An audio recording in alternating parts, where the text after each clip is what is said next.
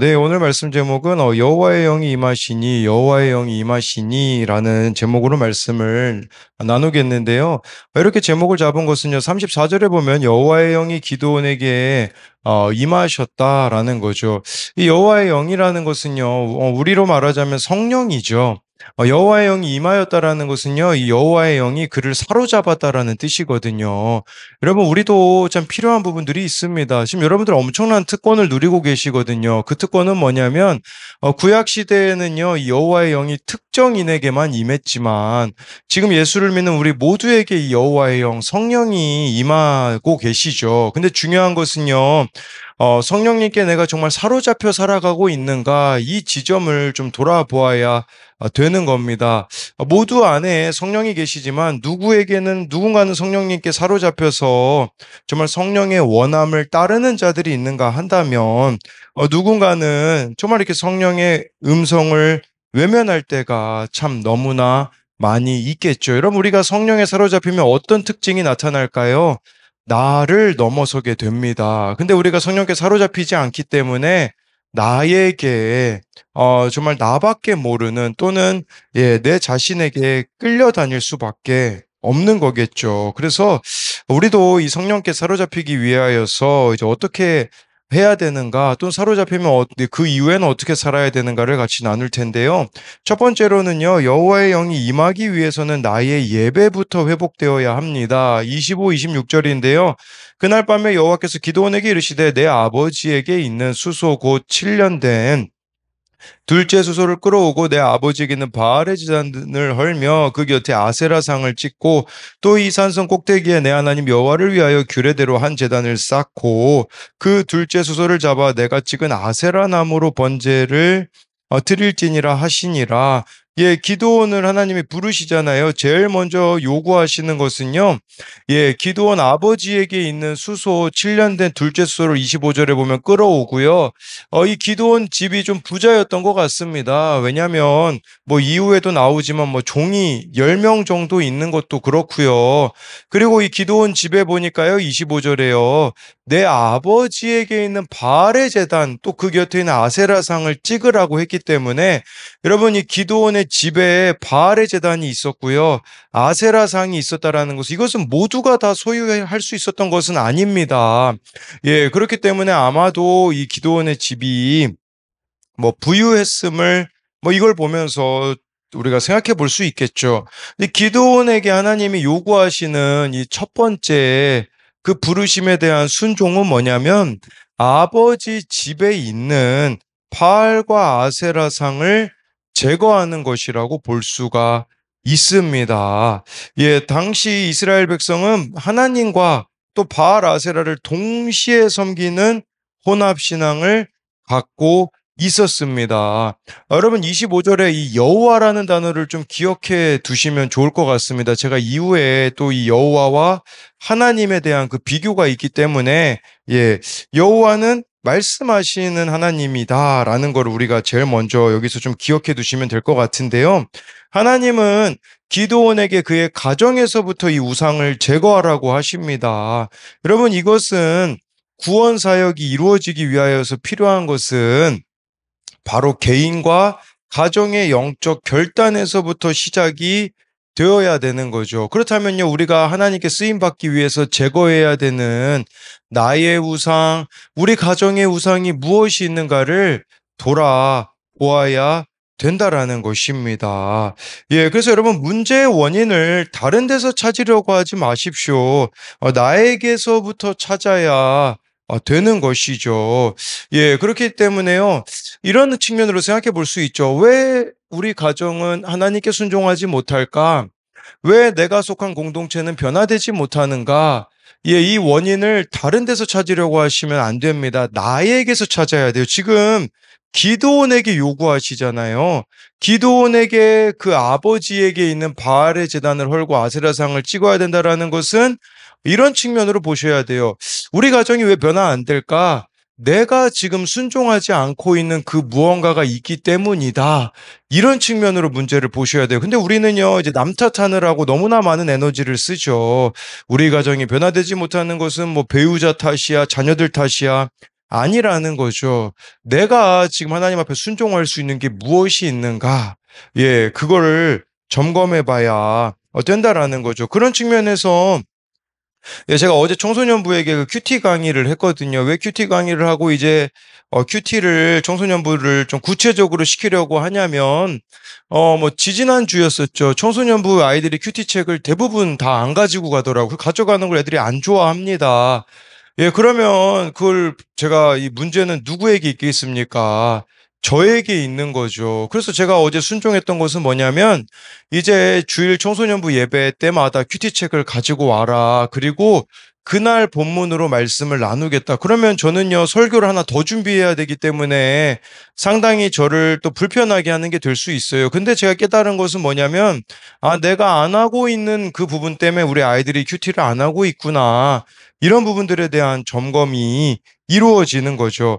여러분 26절에 이 산성 꼭대기에 하나님 여호와를 위하여 규례대로 한 제단을 쌓고 둘째 수소 잡아 그 내가 찍은 아세라 나무로 번제를 드리라는 것은 무엇이냐면요. 여러분 왜 각자 가운데 있는 우상을 제거하라고 하나님이 하시겠습니까? 예배 회복이 이루어지기 위해서라는 것을 보여주는 거예요. 26절은 한마디로 나의 예배가 회복되어야 된다라는 거죠. 여러분의 예배를 방해하고 있는 여러분 가정의 그 예배를 방해하고 있는 우상을 제거해야 온전한 나의 예배, 온전한 우리 가정의 예배가 회복되어질 수 있다라는 거죠. 여러분, 예배가 회복된다는 것은 무슨 말일까요? 회개함으로 순종함으로 삶의 변화가 구체적으로 일어나는 것이라고 볼 수가 있겠죠. 그랬을 때 이 기도원이요. 순종합니다. 27절에요. 이에 기도원이 종 10사람을 데리고 여호와께서 그에게 말씀하신 대로 행하되 그의 아버지의 가문과 그 성읍 사람들을 두려워함으로 이 일을 감히 낮에 행하지 못하고 밤에 행하니라. 예, 기도원이요 종 10사람 데리고 이 일을 한 거 보니까 네, 아마 어느 정도 좀 풍족한 뭐 집안이었을 것 같습니다. 그리고 여기 또 여호와가 나오잖아요. 여호와께서 그에게 말씀하신 대로 행하되 여러분 이 여호와란 단어 이따가 또 제가 설명드리겠지만 여기서도 여호와라는 단어가 쓰일 때는요. 말씀이라는 단어와 같이 쓰여 있어요. 여러분, 우리도 이 여호와라는 것은 언약을 맺은 하나님이 쓰일 때 여호와라고 쓰이는데 말씀하시는 하나님이 바로 여호와 하나님이라고 볼 수가 있는 거죠. 여러분, 우리 여호와 하나님 만나려면요. 그렇기 때문에 여러분들이 말씀을 읽으셔야 됩니다. 말씀과 여호와라는 단어는 같이 간다. 예, 이걸 기억하셔야 돼요. 왜냐하면 이후에 보면 기도원은 막 기적을 구하거든요. 거기엔 여호와란 단어가 안 쓰여요. 하나님이란 단어가 쓰이거든요. 이것은 뭐 이후에도 설명드리겠지만 여러분 저는요 이 기도원이 27절에 너무 공감되는 부분들은 뭐냐면 이 여호와 말씀대로 행하지만 두려워서 낮에 못하고 밤에 하는 것을 봅니다. 우리가 제일 이렇게 순종이 어려운 부분 중에 하나가 뭘까요? 사람들에 대한 두려움 때문에 우리가 순종을 참 어려워합니다. 예, 그렇지만 이렇게 기도원은 예, 순종의 훈련을 예, 받고 또 순종하고 있죠. 낮에 행하지 못하지만 밤에라도 이렇게 순종하려고 하고 있는 기도원의 이런 모습이 나타나 있습니다. 이렇게 되니까 이제 성읍이 다음날 난리가 났습니다. 이제 바알 제단이 파괴되고 그 곁에 아세라가 찍혔기 때문에 누가 이렇게 했느냐라고 했을 때요. 예, 30절 31절에 보면요. 성읍 사람들이 요아스에게 이르되 내 아들을 끌어내라. 그는 당연히 죽을지니 이는 바알의 제단을 파괴하고 그 곁에 아세라를 찍었음이니라 하니 요아스가 자기를 둘러서 모든 자에게 이르되 너희가 바알을 위하여 다투느냐 너희가 바알을 구원하겠느냐 그를 위하여 다투는 자는 아침까지 죽임을 당하리라. 바알이 과연 신일진데 그의 제단을 파괴하였은즉 그가 자신을 위해 다툴 것이니라 하니라. 이 바알 제단 파괴했다고요. 기드온을 죽이려고 합니다. 그러니까 기드온 아버지 요아스 보고 아들을 끌어내라고 하고 있죠. 여러분 근데 흥미로운 점은 뭐냐면요. 왜라는 질문이 없어요. 네, 그러니까 기드온이 왜 이런 행동을 했는지는 물어보지 않아요. 그러니까 이들이 이미 이게 너무 익숙해져 있는 거예요. 왜 바알 제단을 파괴했지? 왜 그 곁에 아세라를 찍었지? 이런 질문이 하나도 안 나와 있다라는 거죠. 예, 그냥 불편한 거죠. 우상 숭배가 이미 만연해 있었기 때문에 이런 질문 자체를 전혀 하고 있지 않는 이런 모습이 나타나 있는 거죠. 그런 의미에서요, 여러분, 우리는요, 세상에 왜라는 질문을 던지는 자들이 돼야 돼요. 왜 저 사람은 저렇게 행동하지? 이거는 좋은 의미에서 말씀드리는 거예요. 왜 저 사람은 저렇게 일부러 손해를 보지?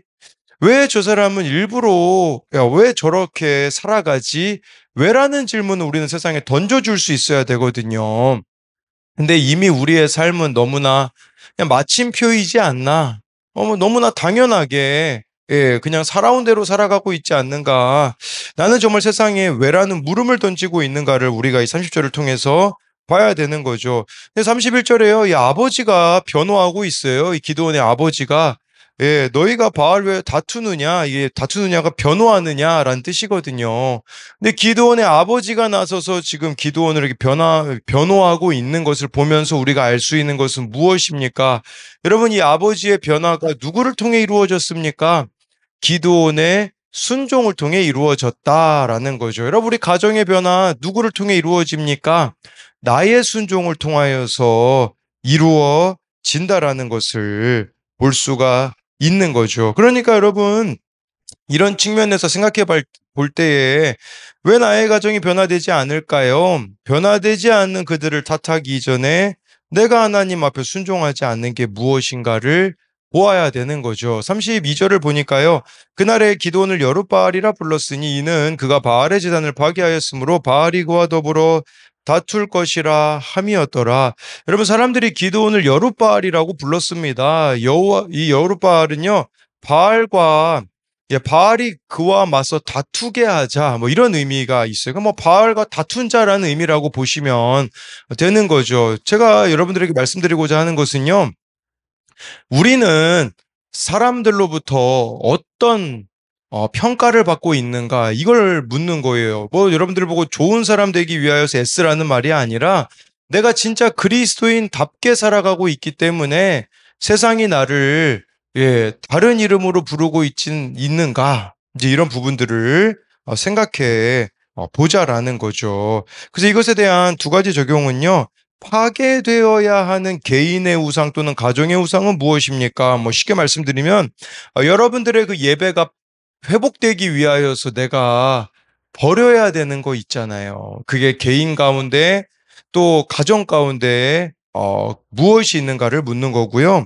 또 한 가지는요, 나의 신앙은 가정과 이웃에게 어떤 영향을 미치고 있습니까? 아까 제가 이것은 여러분들에게 세상에 물음표를 던지고 있는가 또는 여룻바알이라고 이렇게 불림을 받은 이 기드온의 모습을 통하여서 우리가 어떤 영향력을 미치고 있는가, 그리스도인답게 살아가고 있는가를 묻고 있는 것이에요. 네, 두 번째로는요, 여호와의 영이 임하시면 순종해야 합니다. 33절인데요. 그때 미디안과 아말렉과 동방 사람들이 다 함께 모여 요단강을 건너와서 이스라엘 골짜기에 진을 친지라. 여러분, 상황이 갈수록 어려워지고 있어요. 미디안이 이스라엘을 괴롭혔는데 미디안만 오는 게 아닙니다. 미디안, 아말렉, 동방 사람들이 연합군을 꾸려서 이스라엘과 싸우려고 이스라엘 골짜기에 진쳤습니다. 이스라엘 골짜기는요, 비옥한 곳이었고 주변 지역이 침입하기 편리한 지점에 있었습니다. 저는요, 여기서 한 가지 보는 게 있어요. 뭐냐면 아말렉이죠. 여러분, 아말렉은요, 이스라엘 칠 때마다 꼭 껴요. 꼽살이 껴가지고 있잖아요. 힘들게 하는 아말렉이 존재한다라는 거죠. 지금 연합군까지 모였으니 얼마나 기드온이 두려웠겠습니까? 여러분, 우리도 두려움이 커질 때 있어요. 두려움이 커질 때 우리들에게 필요한 것은 뭐냐면 성령이 강하게 임하실 수 있도록 해야 되는 거예요. 그게 바로 34절, 35절에 나오거든요. 여호와의 영이 기드온에게 임하시니 기드온이 나팔을 불매 아비에셀이 그의 뒤를 따라 부름을 받으니라. 기드온이 또 사자들을 온 므낫세에 두루 보내매 그들도 모여서 그를 따르고 또 사자들을 아셀과 수불론과 납달리에 보내매 그 무리도 올라와 그를 영접하더라. 여러분, 우리 두려움이 클 때요, 여호와의 영도 크게 임한다라는 것을 34절을 통해서 기억해야 되는 거죠. 그러니까 기드온의 이 여호와의 영이 그에게 임하셨다라는 것을 직역하면요. 여호와의 영이 그를 사로잡았다라는 겁니다. 여러분, 두려움이 클 때 성령께 사로잡히십시오. 그럼 대안이 보이는 거죠. 그 대안이 무엇이었습니까? 35절에 성령이 임하니까 이제 어떻게 행해야 될지를 기드온이 알았던 거죠. 그래서 보니까 므낫세에 사람을 보내죠. 므낫세 지파에 또 사자들을 아셀 스불론 납달리에게 보내었다라는 것을 보여주고 있는 것이에요. 근데 여러분 이것이요 나중에 또 가게 되면요 또 이스라엘 12지파 전쟁할 땐 12지파가 같이 싸워야 되잖아요. 참여하지 않은 지파들은 또 여전히 존재합니다. 여러분 그렇다면요 우리에게 필요한 것은 뭐냐면 하나님의 일을 시작할 때에 사람들의 호응이 없더라도 한 뜻을 품은 소수의 사람들이 그 일을 시작하면 하나님은 승리하게 하신다라는 거죠. 여기서 이제 이 뒤에부터 여기서부터 그냥 바로 순종하면 되는데요. 기도는요 좀 두려움이 많다 보니까요. 네, 36, 37절에 보면요. 기드온이 하나님께 여쭈되 주께서 이미 말씀하신 같이 내 손으로 이스라엘을 구원하시려거든 보소서 내가 양털 한 뭉치를 타작마당에 두리니 만일 이슬이 양털에만 있고 그 주변 땅은 마르면 주께서 이미 말씀하신 같이 내 손으로 이스라엘을 구원하실 줄을 내가 알았나이다 하였더니 여러분 제가 아까 여호와라는 단어를 주목하라는 이유가 있어요. 여기는 하나님이라고 쓰였잖아요. 그 전에는 여호와라고 쓰였는데 여호와는 말씀으로 말씀하시는 분이거든요. 근데 기드온은요, 지금 하나님을 시험하고 있어요. 뭐로 시험하고 있냐? 기적으로 시험하고 있는 거죠. 그러니까 기적으로 하나님을, 물론 하나님이 응답해 주시기는 하지만 여러분, 우리도 기적으로 이렇게 시험하려는 모습은 하나님이 사실은 그렇게 기뻐하시는 모습은 아니라는 것을 이 하나님이라는 단어를 통해서 알 수가 있어요. 왜 그러냐면 여기서 이 하나님이라는 단어는 이방신들을 그렇게 이방신들에게 표적을 구하는 그 방식으로 동일하게 하나님께 지금 구하고 있는 방식이기 때문에 하나님이라는 단어가 쓰였다라는 거죠. 그래가지고요.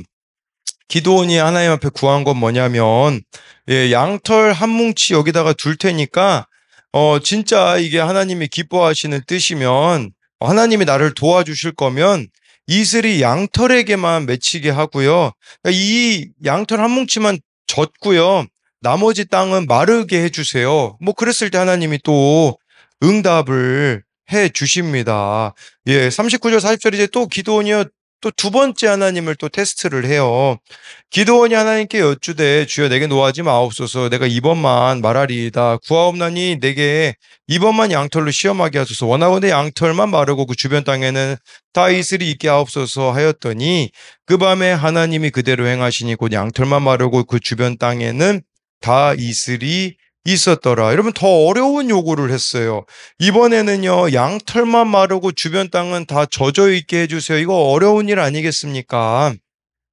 네, 그랬을 때 정말 하나님께서는 이렇게 기적을 구하고 있는 그 기드온의 응답에 응답하셨습니다. 아직은 기드온의 믿음의 수준이 낮기 때문이에요. 여러분, 믿음의 수준이 낮은 사람은 기적을 구하는 자다라는 것을 아셔야 합니다. 그래서 여러분 신앙이 초보들에게는요, 기도하면 하나님이 기적과 같은 일들을 많이 이루게 해주세요. 왜냐하면 아직은 그들의 믿음이 연약하기 때문이죠. 그럼 저와 여러분들이 이제 믿음이 강한 자라는 것은 무엇이겠습니까? 여호와를 구하셔야 됩니다. 여호와는 무엇으로 응답하십니까? 말씀대로 응답하시는 거죠. 여러분 우리가 신앙이 자랐다라는 것은 뭘 의미합니까?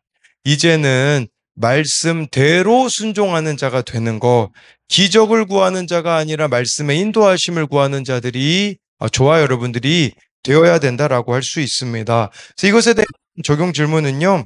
오늘 성령의 도우심으로 순종해야 할 일은 무엇입니까? 우리가 성령으로 충만하잖아요. 그러면 그날 해야 될 일들을 성령께서 가르쳐 주세요. 성령께 사로잡혀서 오늘 내가 해야 될 일이 무엇이 있는가를 묻는 거고요.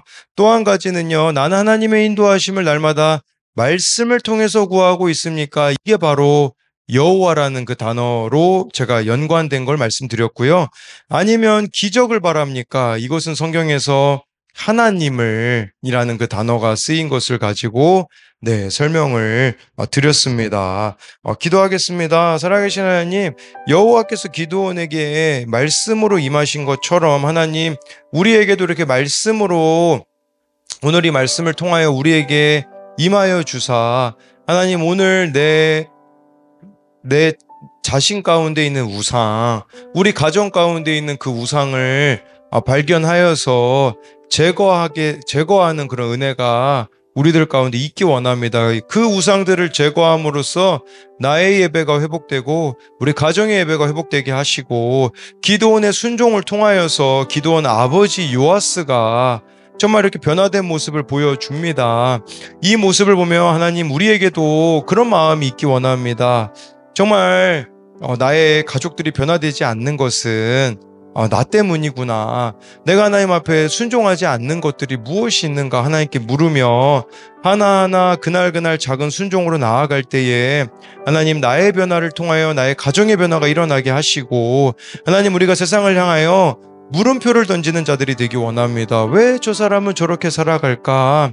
왜 저 사람은 손해보는 길인데도 불구하고 저렇게 살아갈까? 라는 세상에 물음을 던지는 또 그리스도인이라고 칭함을 받는 우리들이 되게 하여 주시고, 하나님, 우리가 대적이 강해질수록, 두려움이 커질수록, 연약함이 크게 보일수록 성령께 사로잡히는 우리들이 되게 하여 주시고, 기적을 구하는 신앙이 아니라 말씀의 인도하심을 따라 순종하는 그 신앙이 되어지는 우리가 되게 하여 주실 것을 믿으며 살아계신 예수님 이름으로 기도드립니다. 아멘.